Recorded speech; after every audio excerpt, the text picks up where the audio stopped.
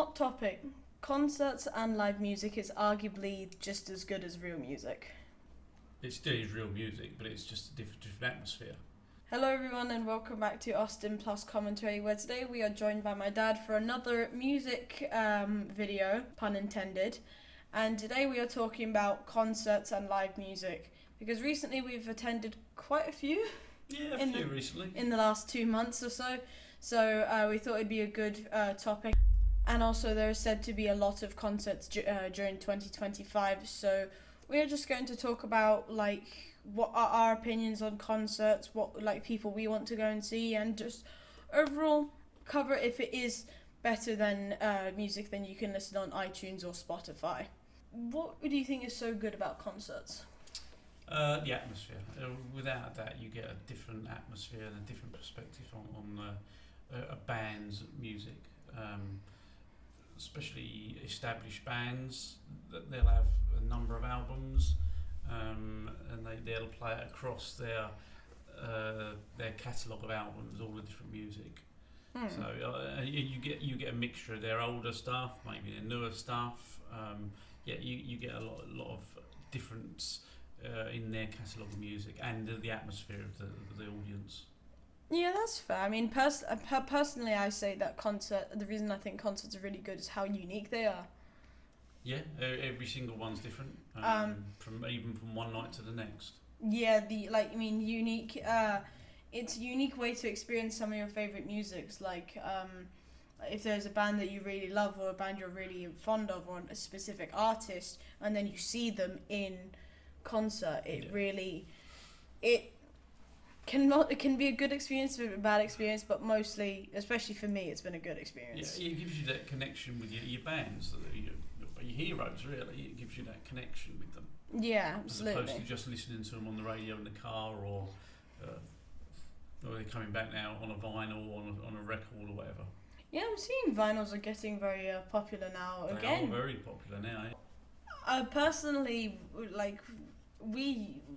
I think the only time... No, we've been to basically... We've been to a few concerts together, yeah. No, I think we've all been to a concert together, except for One Republic. Yeah.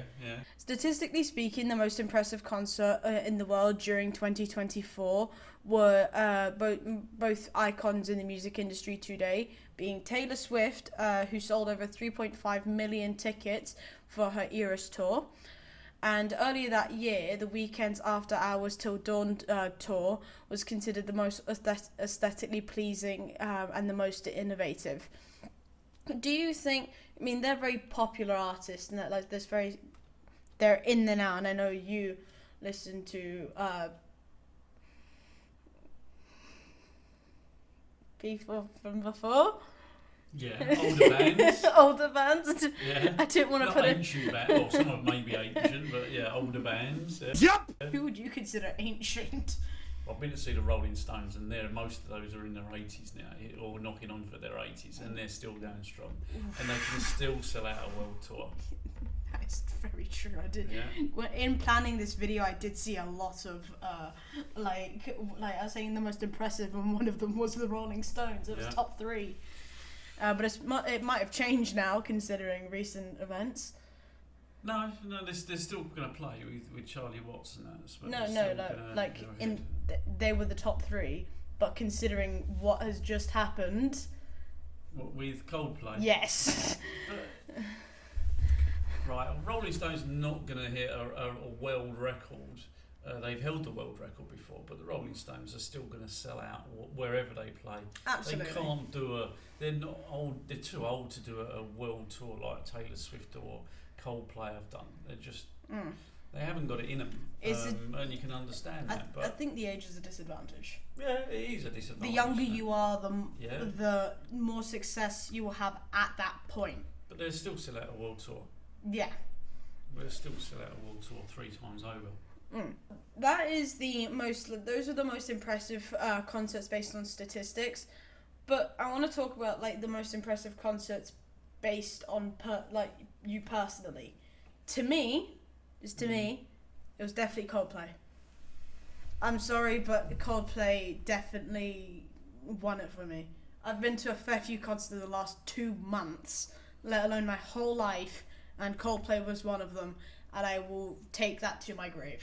I've seen the Rolling Stones. Didn't you see them at the Grand Prix? No, I didn't see them at the Grand Prix. I see them at the Do Arena, yes, but I didn't. It wasn't associated with the Grand Prix. I've seen some good ones at the Grand Prix, but Rolling Stones is still your. No, I wouldn't say the Rolling Stones is my favourite. Well, the most impressive.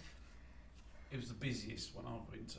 But no, sorry, it's not the busiest one. It's the most packed one I've been to.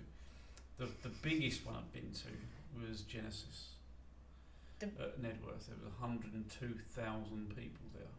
102. 102,000 people at Nedworth. The thought of that. Outdoors. It was massive.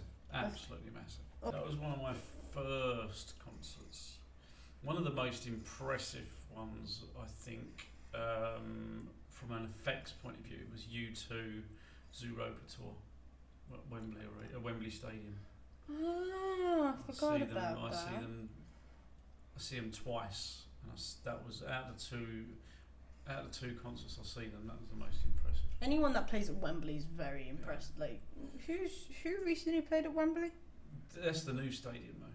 So oh yeah. Foo Fighters played there a little while ago.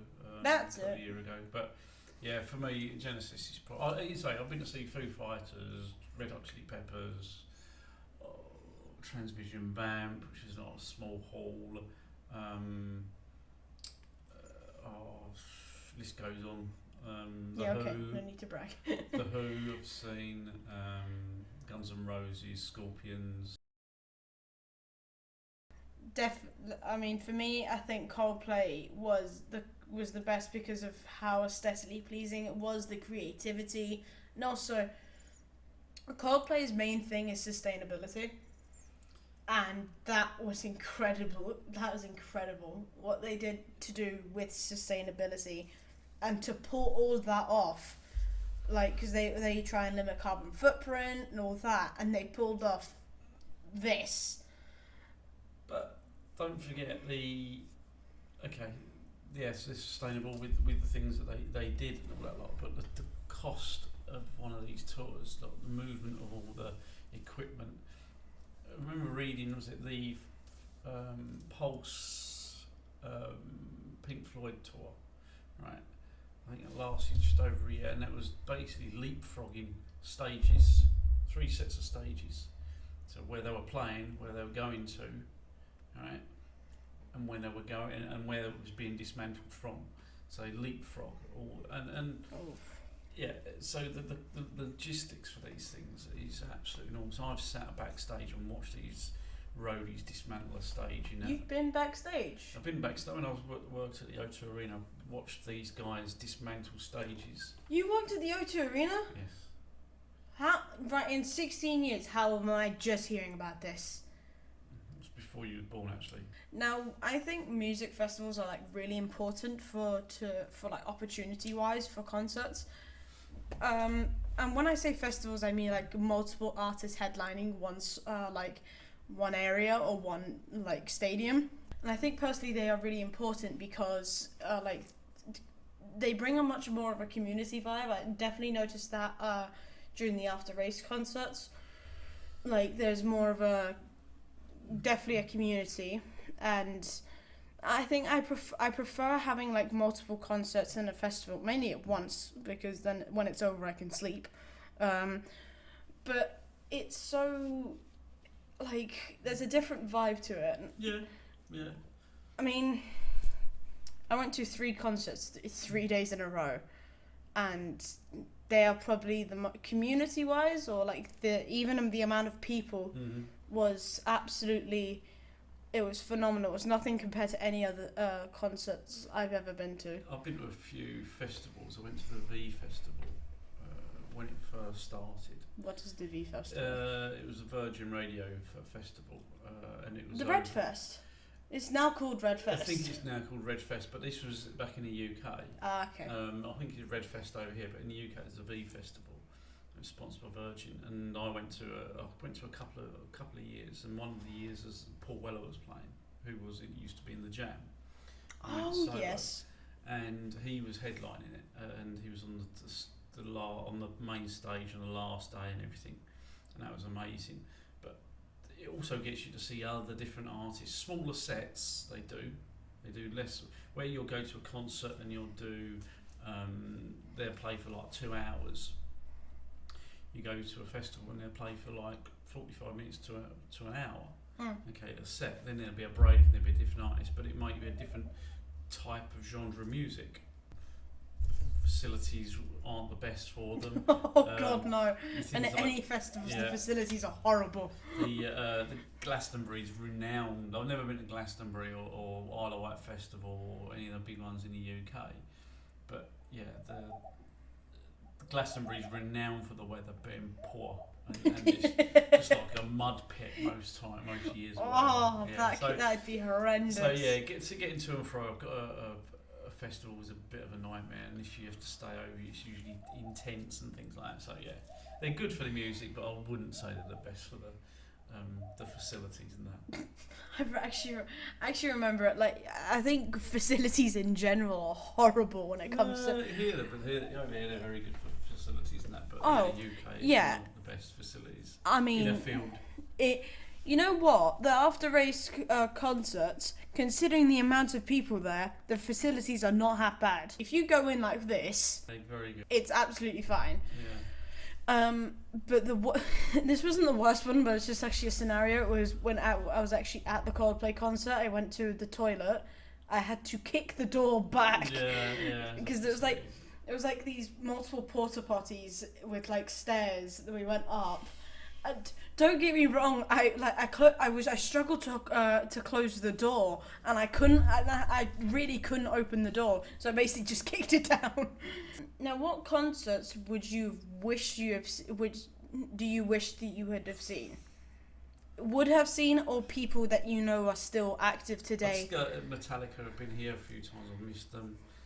Missed Green Day this year. I'm still disappointed in you for that. But there's so much going on at the same time.